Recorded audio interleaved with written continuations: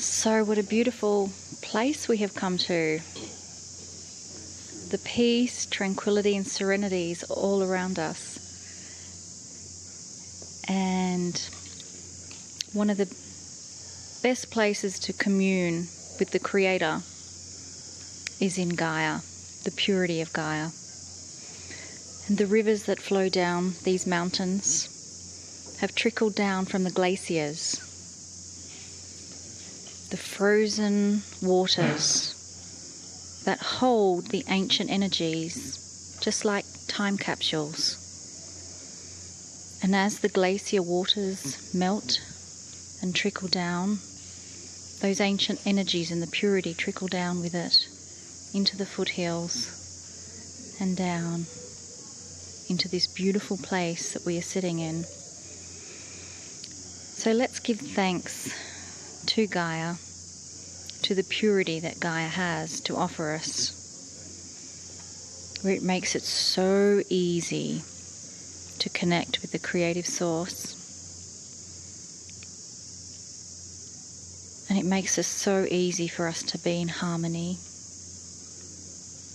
and to go inside, finding that peace within us that has that same exact purity as the glacial waters of the Himalayas.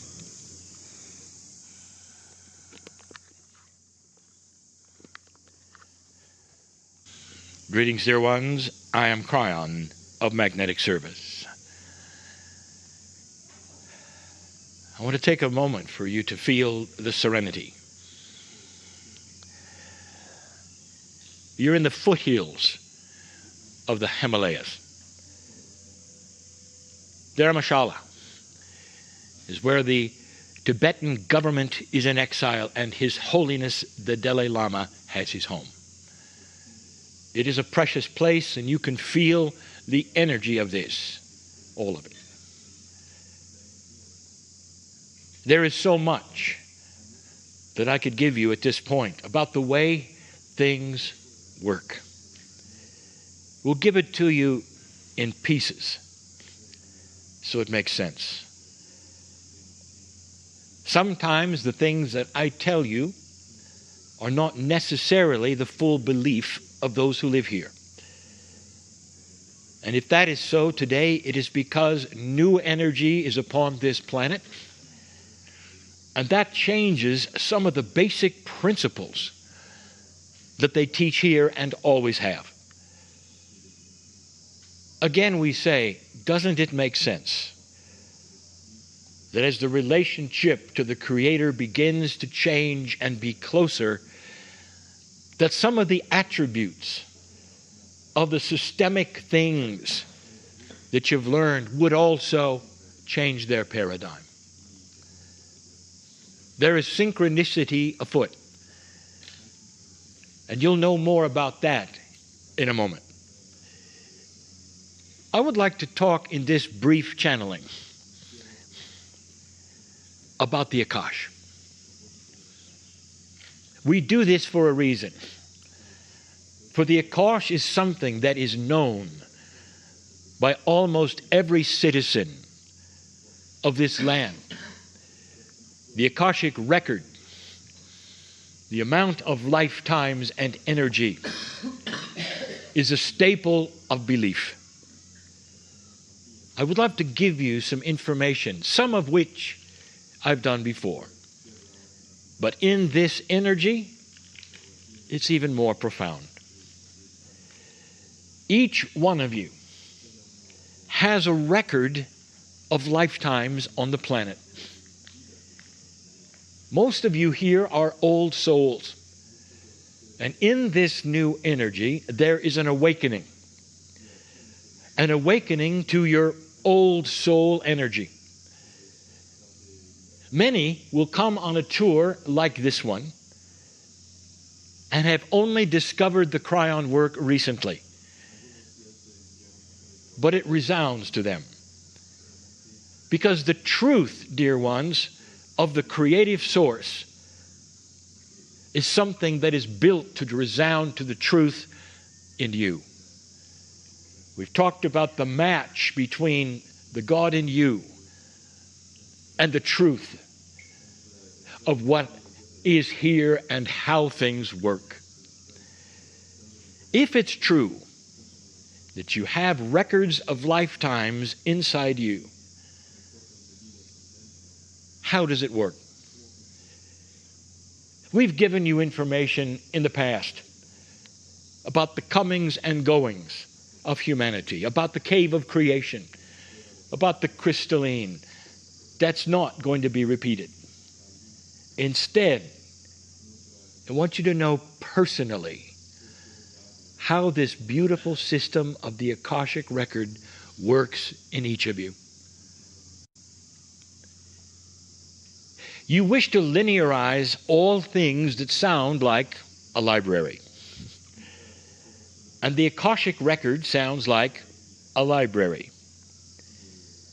And so some of you will visualize bookshelves, perhaps, stories of your lives, arranged in linear fashion, and ready for you to open and view, perhaps through Akashic readers, or perhaps through enlightenment.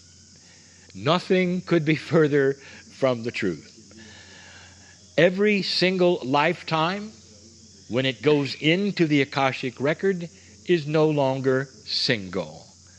The Akashic record is a soup, and it's one thing with all of the energies of all of the lifetimes and all of the things that you have learned and experienced. It is a non-linear package. This makes it difficult, if not impossible, to read, unless you know how. And the past life readers who have dedicated the energy to be able to do this will smile when I tell you this. They're not reading books. They are reading energy. And the energy they read comes right from you in many, many ways. Cryon, do you mean to say that the Akashic record has no organization? Dear ones, oh yes it does, but not linearly. No linear organization. It has a quantum organization. It's not a list. It is difficult to explain anything that is multidimensional to a quantum mind. But let me give you the basic. How is it organized that you would understand? And the answer is by karmic group. Now, what this means, dear ones, is that the karma that you have in the culture that you have normally responds to a next lifetime and will bring you back to the same group that you left. And in the past, karma worked this way for a reason. Some will say that it's unfinished business. It's not exactly that. Good karma and bad karma are also a misnomer, an incorrect phrase. Truly, there is no good and bad. There is simply energy which is higher and lower of a learning essence. Some of you will come back to enjoy that which is a seed you have sowed in the past. In other words, you've earned something, and you come back, and there it is. Some of you have unfinished business because there are things that took place in the lifetime that you would come back and finish. And you might say, well, that then was a low consciousness or a negative karma. Oh, really? Let me ask you this. What if your partner dies in the last lifetime and you both come back and you find him or her again? Oh, is that a negative karma? That's unfinished business. There's a lot of categories that you could look at. Then we've told you many times, over 20 years ago, that the new energy is going to start creating a new paradigm of karma. That in an old energy, karma was needed to push you and pull you. And now there is no real need for it, old soul. Instead, think of this. You come back in fresh, and the karma that you developed in many lifetimes can be dropped. Why would you do such a thing? And the reason is because you are now in control of the light, of the things that you will go and do and perceive and have intuition. You will not miss out on things that you would have had that are good and positive, because your new intuitive light, your enlightenment, will steer you to the places that will be the most benevolent, will be the most healing, the one that would give you the most youth. If you are on board with the basic premise of turning inward into the oneness of yourself, which we call the realization of self. Who are you? What are you here for? What is that which is the intuitive thought that you have? And that's when the Akash really starts to speak.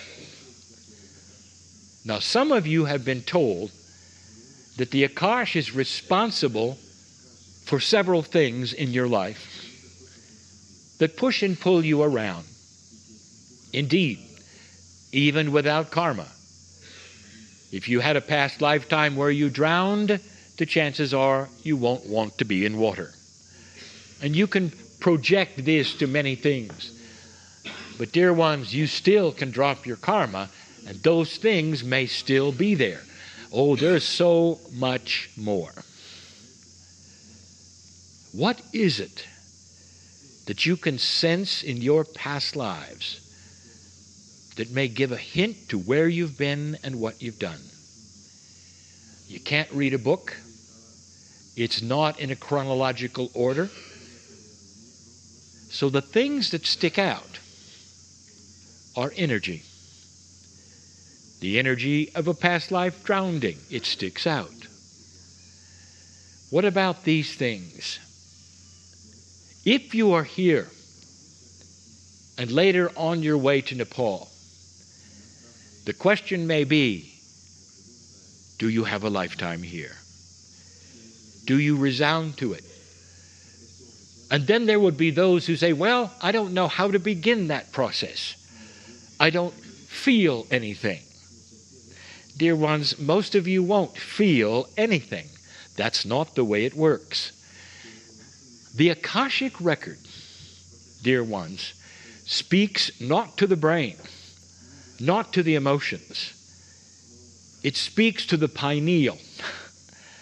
And the pineal then is responsible for intuitive flashes. And so a multidimensional energy of the Akash doesn't talk in a linear way so you can feel that you've been here. Let me tell you how it works.